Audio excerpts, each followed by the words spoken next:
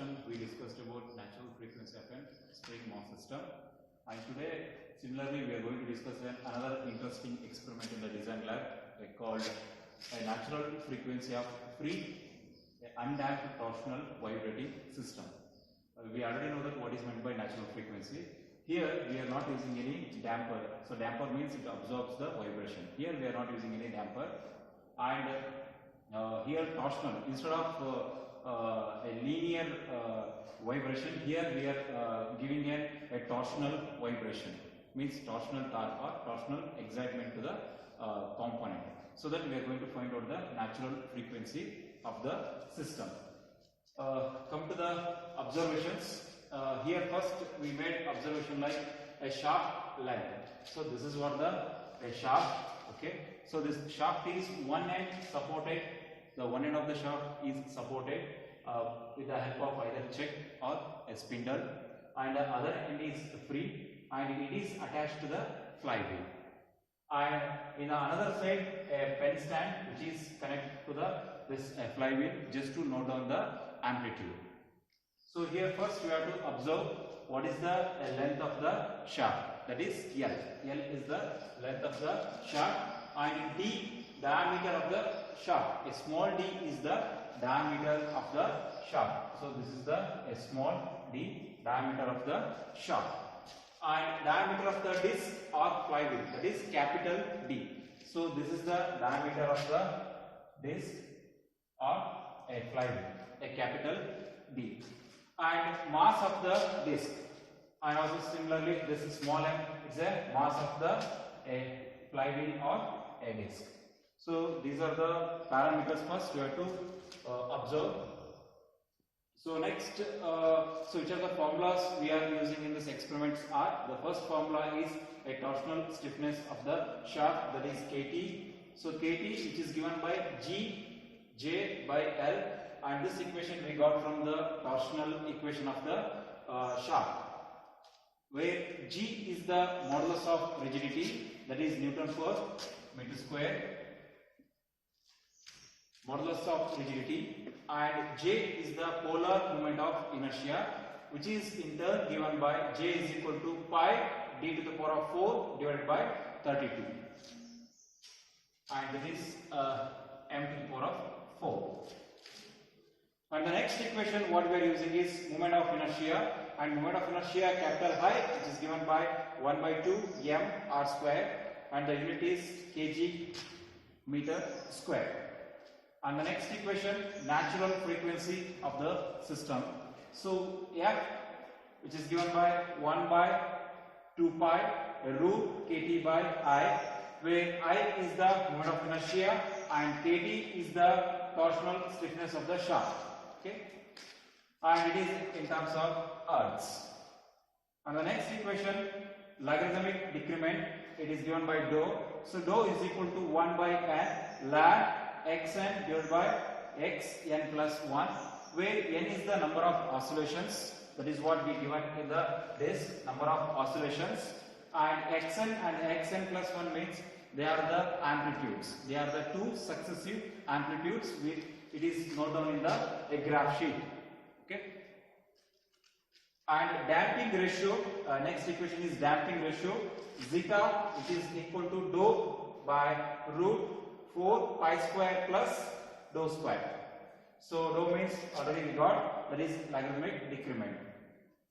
And the last equation is a damping coefficient, which is given by Ct. So Ct is equal to zeta into Cc, where Cc is the critical damping. Cc is given by root 4 I Kt, where I is the moment of inertia and Kt is the stiffness of the shaft. So these are the equations. By using these equations, we are going to fill the tabular column. So in the tabular column, first column represents the serial number, and the second column amplitude in terms of meter, that is xn, xn plus 1. These two are the successive amplitudes. And natural frequency in the next column, natural frequency f in terms of hertz, and in the next column logarithmic decrement dou, and next column damping ratio zeta, and the last column damping coefficient Cg. And after these calculations, we have to make a result. The ultimate result conclusion is a natural frequency of the undamped torsional vibrating system, that is in terms of Hertz. So come to the procedure. First we have to take the shaft, okay, and in the shaft it is fixed at the one end and free at the another end. Here we are not using any damper or oil to stop the vibration. It is purely undamped vibration. And here it is one end supported and other end connected with the flywheel. And after this connection, next is this pen stand, and this pen stand is with a graph sheet along with the one pen, just to note down the successive amplitudes. And after these all connections, we just apply the torque. You just apply the torque or excitement. Here the torque is in terms of a rotation. That is what the vibration. So vibration, what we are going for as an input here. Okay. Just to hold this disc and rotate to some angle and release it. And after that, this disc will start vibrating. That is in torsional movement. And these motions will note down in the graph sheet. It is like this.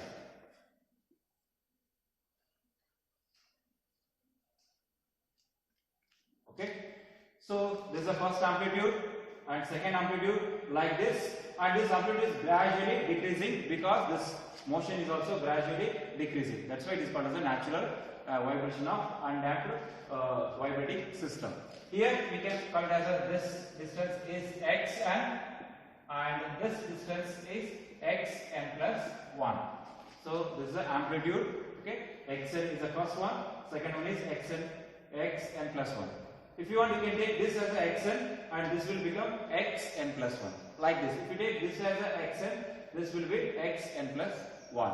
Okay, so you have to take this xn height, that is in terms of meter, and this xn plus 1 height in terms of meter. And also you have to note on the, with the help of stopwatch, you have to note on the time required for the number of oscillations. If you take 3 oscillations, you have to note down n is equal to 3. So what is the time required to complete this number of oscillations?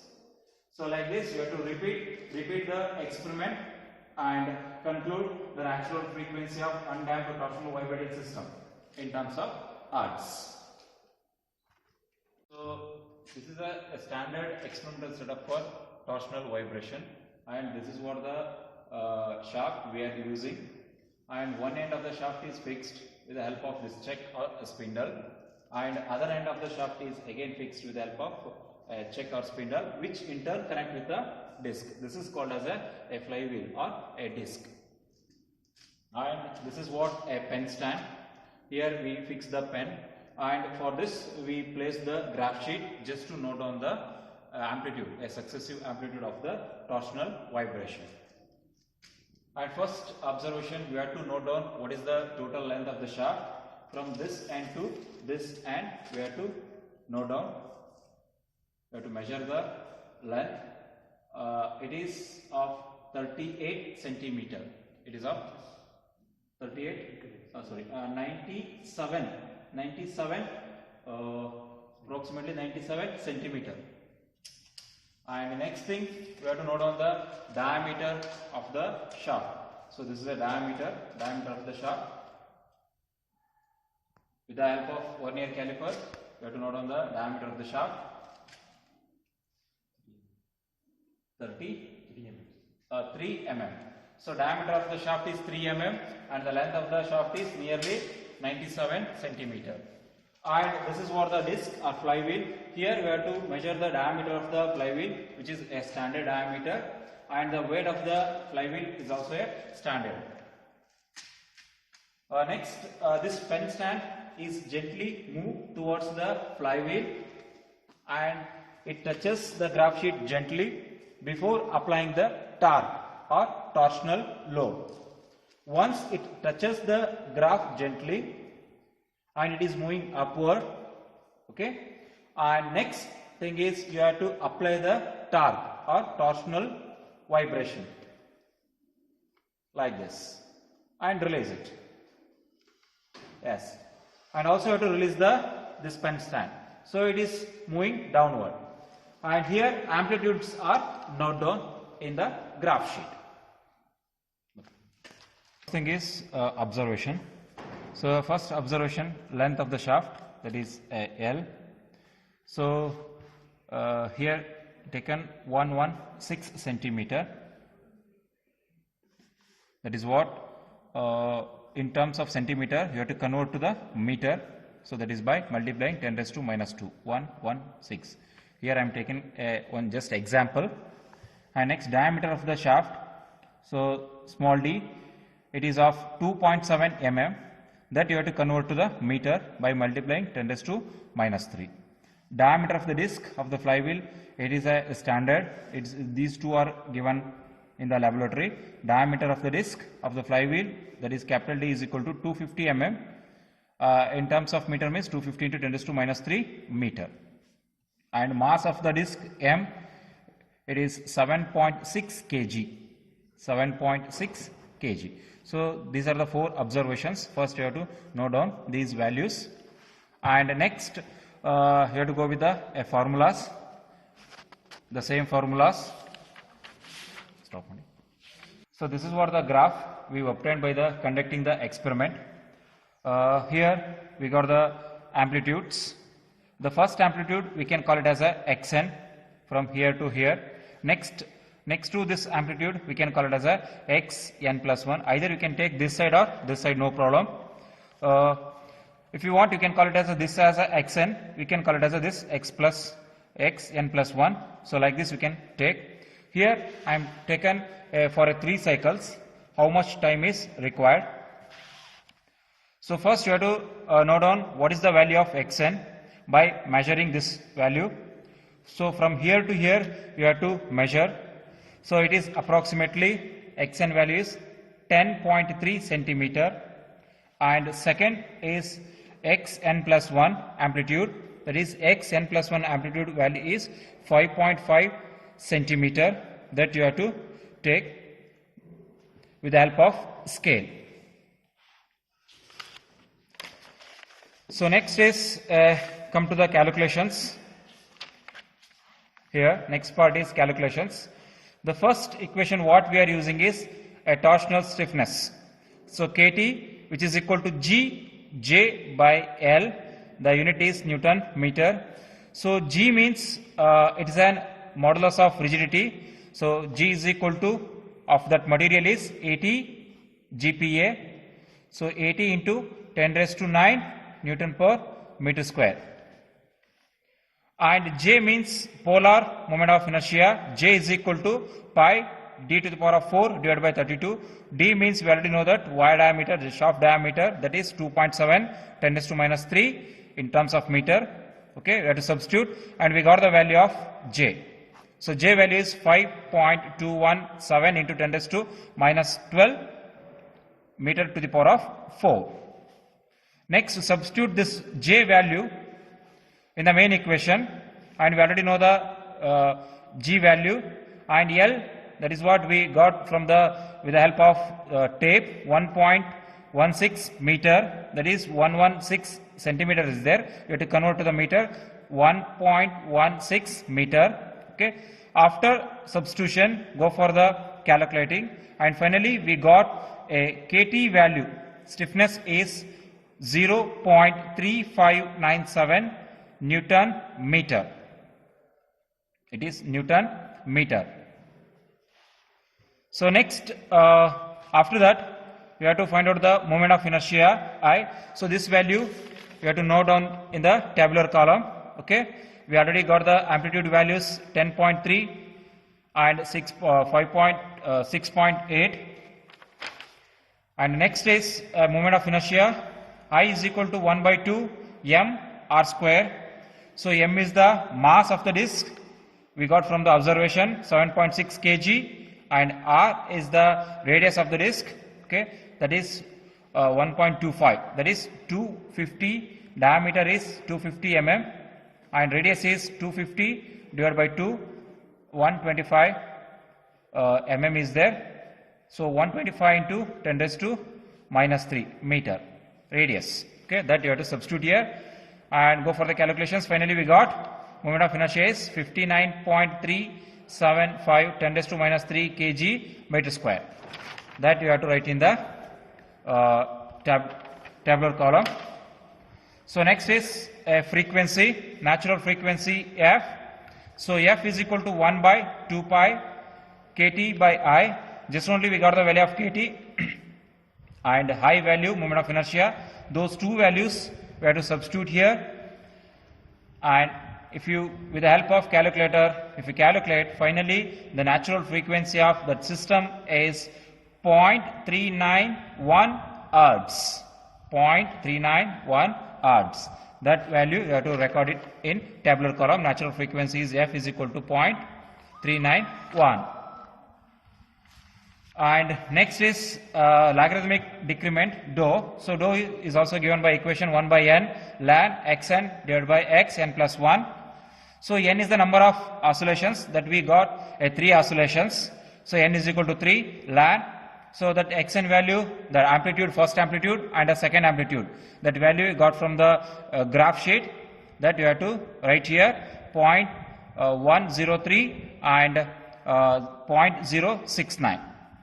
And if we calculate, finally we got a dou value, logarithmic decrement is dou is equal to 0.138. Again, that you have to write in the tabular column. Logarithmic decrement dou is equal to 0.138. So next value what we want is damping ratio. So the damping ratio equation is zeta is equal to dou by root 4 pi square plus dou square. We already have the value of dou. Okay, that you have to substitute here 0.138 and root 4 pi square plus 0.138 square, and if we calculate, finally zeta is equal to 0.0219. Again, that you have to write in the tabular column. Damping ratio is equal to 0.0295. And finally damping coefficient Ct is given by equation. So Ct is equal to Ct is equal to zeta into Cc, where Cc is the Cc is given by root 4 I kt, where I is the moment of inertia, kt is the stiffness. So that value already got from the first and second equation, that you have to substitute here, and finally we got Cc is equal to 0.29, that is a Cc value, and that Cc value into zeta, that gives the coefficient of damping, that is Ct is equal to zeta into Cc. Zeta is already we got 0.0219 and Cc is 0.29. If we multiply these two values, we got finally Ct is equal to 6.40 10 raised to minus 3, that is Newton second per meter. So that value we have to record it here. So damping coefficient is equal to 6.40 10 raised to minus 3. So like this you have to find out parameters by one with the help of all the formulas. And finally you have to conclude that the natural frequency of a torsional vibration is 0.39 Hertz. Like this you have to conclude. Thank you.